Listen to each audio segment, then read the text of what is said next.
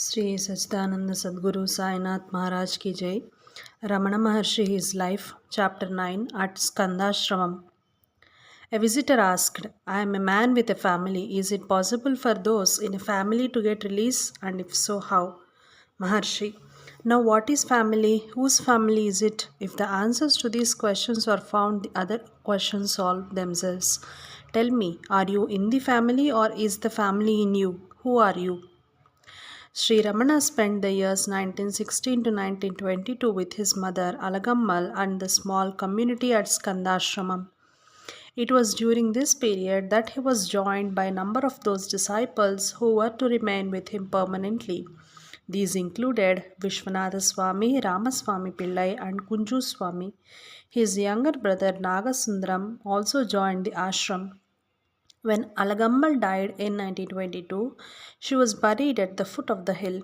Shortly thereafter, the time at Skandashram came to an end.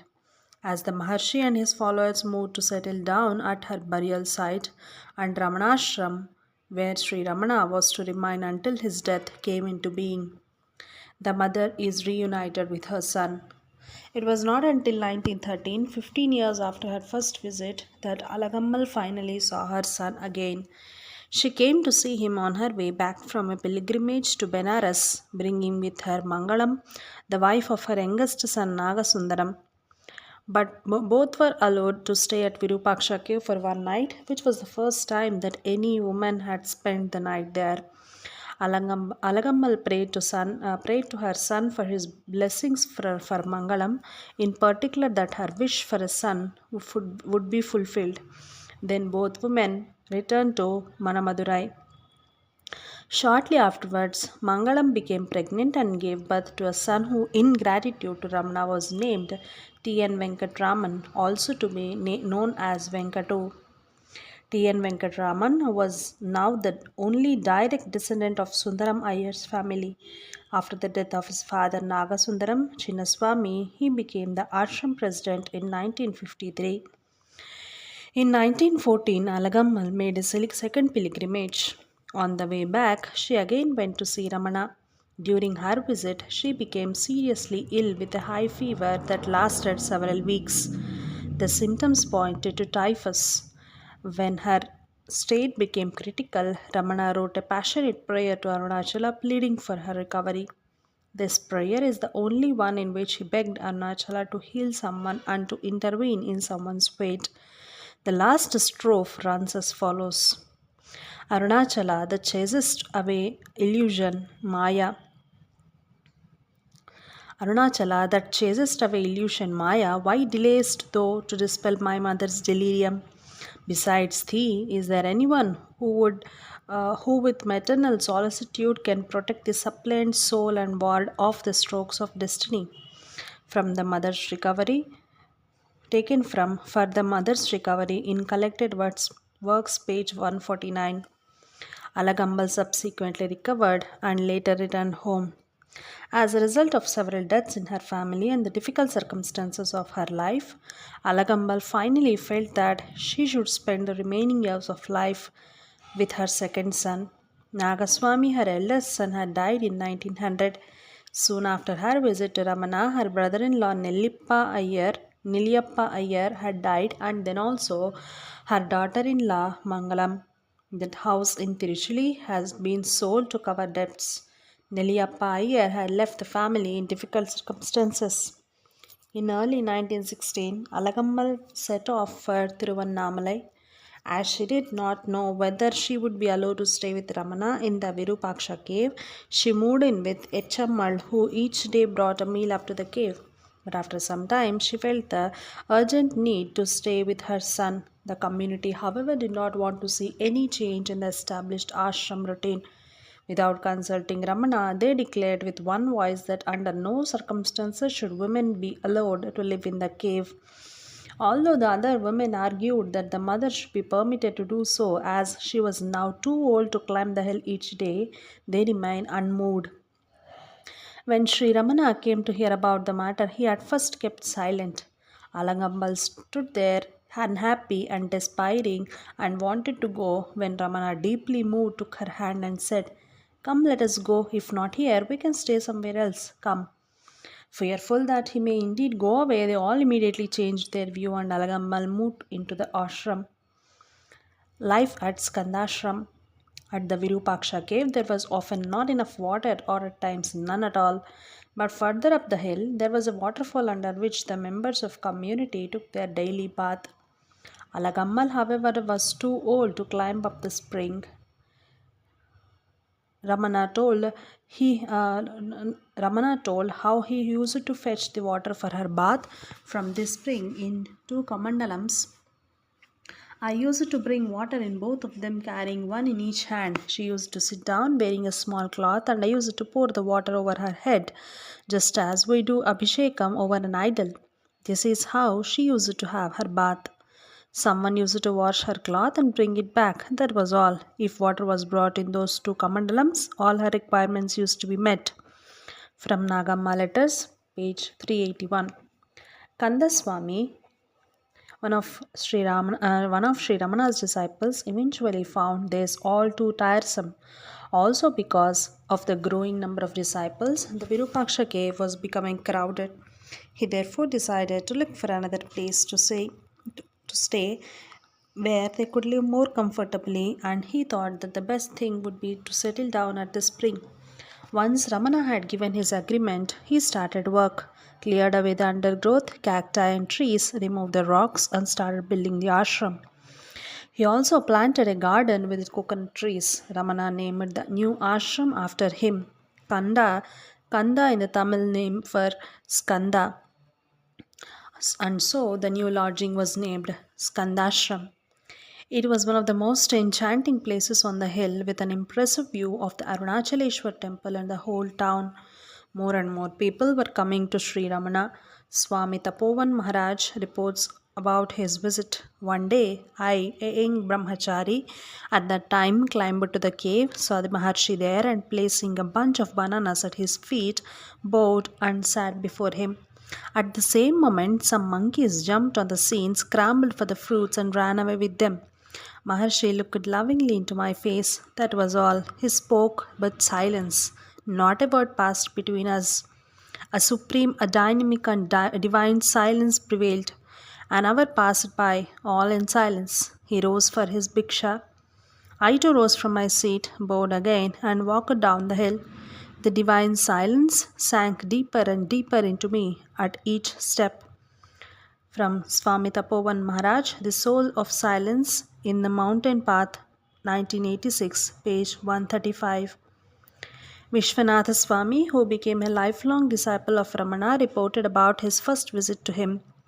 My first darshan of Bhagavan Sri Ramana Maharshi was in January 1921 at Skandashram, which is on the eastern slope of Arunachala and looks like the very heart of the majestic hill.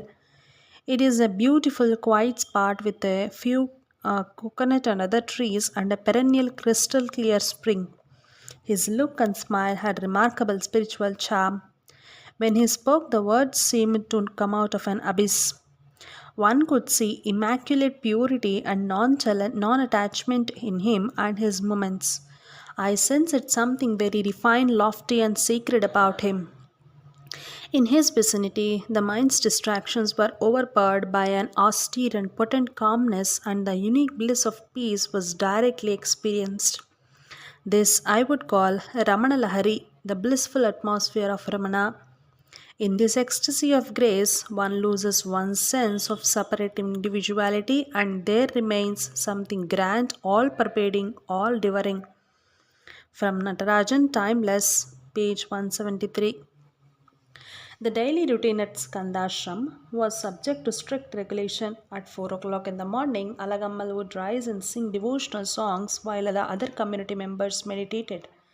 Then Aksharamanammalai, the marital garland of letters, was recited. Afterwards, Ramana took his bath. To brush his teeth, he sat on a big stone slab on the eastern side of Skandashram. He continued to do this even when the weather was cool. Nobody could make him give this up. Exactly why he did so was only discovered later. An old woman was in the habit of coming up daily for darshan. When her health would no longer allow her to climb up the hill, she could see Ramana from her house when he brushed his teeth at this place. He knew how important this was for her, so he always sat there irrespective of the weather. At 8, there was rasam and rice for breakfast. After this, the ashram community sat outside. Some devotees read, others meditated. The atmosphere was very peaceful. Occasionally, Ramana answered the questions of devotees and visitors. In the evening, Aksharamanammalai was recited again. Ramana would close his eyes and sink into meditation. Sometimes his meditation was so deep that the great efforts were needed to bring him back to normal consciousness. Someone would then blow into conch to wake him up. When Alagammal moved into Skandashram, food was meager and depended upon whatever visitors and devotees brought. Sometimes the food was delicious and there was more than enough for everybody. At other times there was much less and sometimes nothing at all. Soon Alagammal started cooking regularly and took charge of running the household. She would wander about the hill and bring back things that she found there. She was an excellent and imaginative cook and liked to spoil the devotees with a variety of delicious dishes using the ingredients she had somehow managed to find. In 1918-1919, Tiruvannamalai was devastated by plague. It was at that time that Kunju Swami joined the ashram in a very bizarre manner. He became a close companion of Sri Ramana and remained at ashram after the death of Maharshi, where he himself died in 1922. Many episodes from Ramana's life have been reported through him. When he came to Ramana, the town was deserted because of the plague and only a few people had remained at the ashram. Annamalai Swami, who was attending Sri Ramana at that time, not to be confused with the other Annamalai Swami who later directed the building work at Ramanashramam, died because of it. Ramanatha Brahmachari was also infected. One day, Ramana and some devotees were going round the hill and decided to rest at Panchayamman temple. One of them said, "We shall all remain here since Ramanatha Brahmachari is afflicted with the plague. Arrangements can be made to send food to Skandashram." When Ramana heard this, he was outraged. "What a wonderful idea! He came to me as a boy with complete faith in me. Is it proper for me to stay here leaving him alone there? If you are afraid of the plague, you may all stay here. I will go and stay with him. When you bring food to him, you can bring some to me also." From Kunjuswami Reminiscences, page 18 FF. When they heard this, they all felt silent, embarrassed. Ramanatha Brahmachari soon regained his health and no one caught the plague from him. Alagammal's last years. During her last years, Alagammal still had some lessons to learn. When she first came to live with Ramana, he did not call her Amma, mother. Sometimes he would ignore her and not answer her when she spoke to him, whilst at the same time paying attention to everybody else. If she complained, he would say to her, "All women are my mothers, not only you." This was very hurtful for her. At first, this would often made her cry, but later she learned to give up the possessiveness she felt towards her son and to overcome any feelings of superiority she may have had at being the mother of the great Swami. Sometimes Ramana made fun of her strict orthodox way of living. Though meals at the ashram was strictly vegetarian, Alagammal also thought, as do very orthodox Brahmins, that certain plants very impure and sattvic, for example onions. One day Ramana said to her jokingly, "Amma, what are you going to eat? Today they have bought only drumsticks, a kind of vegetable, and onions. If you eat them, will you not encounter forest of drumsticks and mountains of onions on the way to moksha?" From Natarajan, Bhagavan Ramana and Mother, page 25. Strict Orthodox Brahmins consider onions to be impure food as they are said to arouse passions. Gradually, Alagammal came to see that for the spiritual path only, moderation in food was required. If by accident her sari were to touch a non Brahmin, he would tease her, saying, "Look, purity is gone, religion is gone." But little by little, her strict opinions concerning caste weakened. If Alagammal were to think that this thing or that thing were needed, Ramana would say to her, "Mother, if you want bodily comfort, go to other son. If you want mental comfort, you stay here." Alagammal understood and became accustomed to the life of privation at the ashram. She never thought of leaving. She once wanted to prepare appalams for her son, thin crispy cakes made with dark flour, as he used to like them very much. In secret, she went to various people to beg for the ingredients, and in the evening, when all the visitors had left, she was ready to start preparing the appalams. She wanted to make between 200 to 300 of them, so she asked Ramana to help her, as he used to do as a boy. But So she asked Ramana to help her as he used to do as a boy, but he refused, saying, "You have renounced everything and have come here, haven't you? Why all this? You should rest content with whatever is available. I won't help you. I won't eat them if you prepare them. Make them all for yourself and eat them yourself." But she did not give away. Then he had another idea. "All right, you make those appalams, I will make another kind." And he started to compose a song about appalams. Alagammal knew very similar Alagammal knew several similar Advaitic songs such as the rice song, the soup song, but so far there was no appalam song, and she liked this kind of song. So while she was preparing the appalams, he wrote the song and both finished their work at the same time. The last verse runs as follows: "Put the appalam in the ghee of Brahman, held in the pan of infinite silence, and fry it over the fire of knowledge. Now, as I transmuted into that, eat and taste the self as self, abiding as the self alone." From the song of Poppadam in the collected works, page 140. Alagammal wanted her young son Nagasundaram, whose wife had died, to come to live with them in the ashram. His sister Alamelu had taken over the upbringing of his small son Venkatu, so he was free and unattached. She sent one of the Ramana's companions to Nagasundaram to tell him of her wish. In 1918, Nagasundaram left his job and came to Tiruvallamalai. First, he lived at a friend's house and climbed up to the ashram each day. Then he took a vow of renunciation and adopted the ochre robe of a sannyasin. His name was changed into Niranjananda Swami, but he was generally called Chinnaswami because he was the brother of a big Swami. At first, he used to go to town every day begging. Later, he gave it up as there was by now enough for all to eat in the ashram itself. Outwardly, Sri Ramana seemed to have returned to a family life with regular household duties.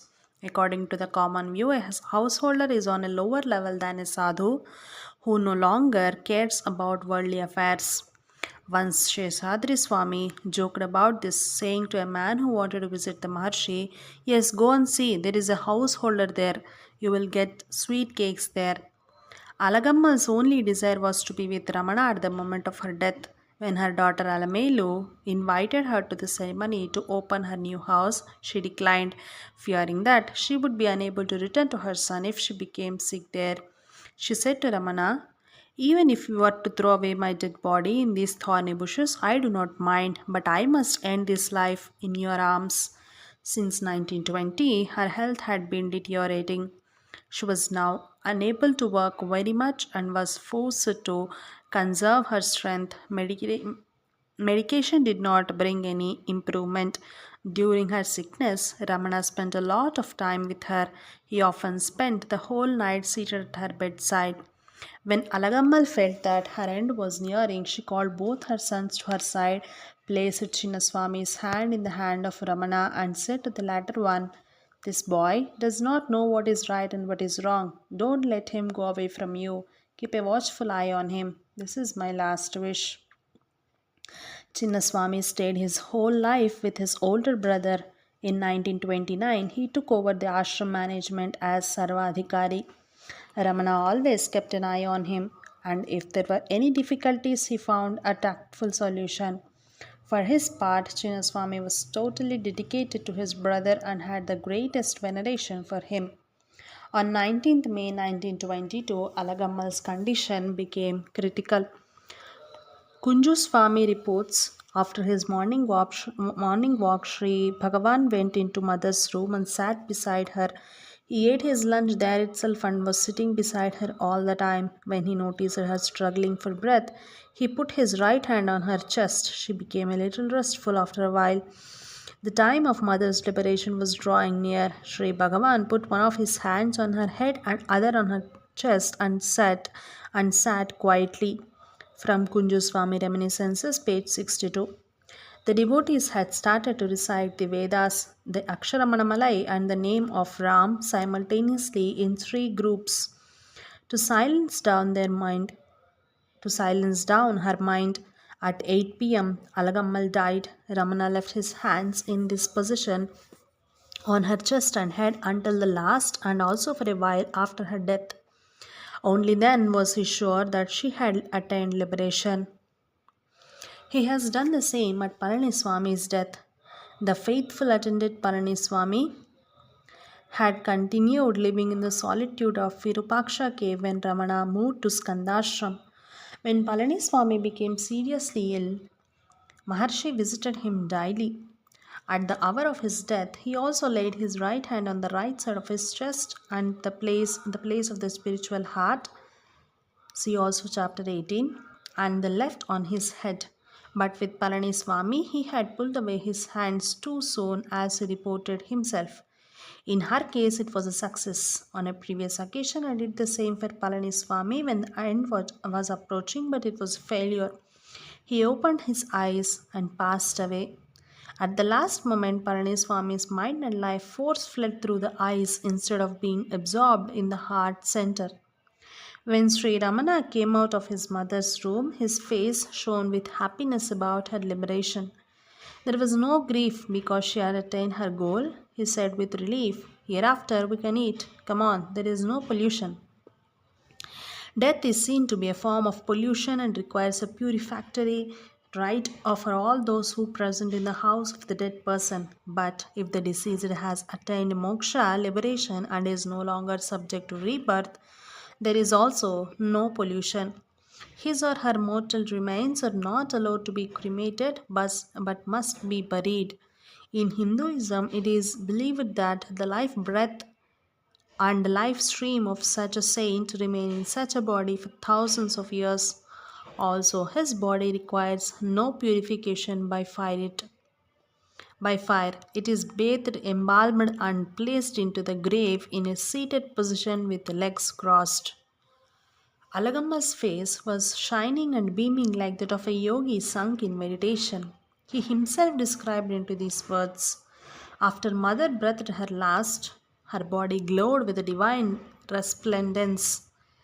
Immediately after the body was bathed, that effulgence subsided. When someone said that mother had passed away, Ramana corrected him, saying, 'No, she did not pass away. She was absorbed.'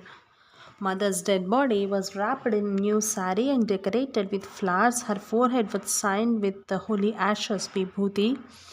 There was no purificatory rites. As she was liberated, her body was not burned. It was, however, decided to bury her near the Pali Tirtham at the southern foot of Arunachala, as it was forbidden to perform cremations and burials on the hill. Throughout the night from 9 in the evening till 4 in the morning, Tiruvasagam, the Tiruvasagam of Mannikavasagar was recited. Arunachala Swami, Kunju Swami, and Ramana recited it in turns. Some devotees went into town to obtain the preparations required for the burial ceremony. Early in the morning, Ramana and his companions laid Alagammal on a stretcher made of bamboo and carried her down the hill. The cacti and the undergrowth had been cleared away from the place where she was to be buried. In the meantime, Alamelu had arrived along with her husband, her nephew Venkatu, and some devotees. Although it had been decided that Alagamma's burial should be a quiet affair, a huge crowd of Maharshi's devotees had come, bringing fruit, flowers, and coconuts. A Shivalingam was erected over the grave, which at the suggestion of Ganapati Muni was named Matrubhuteshwara, God in the form of Mother. Jai Ramana, Jai Sai Master.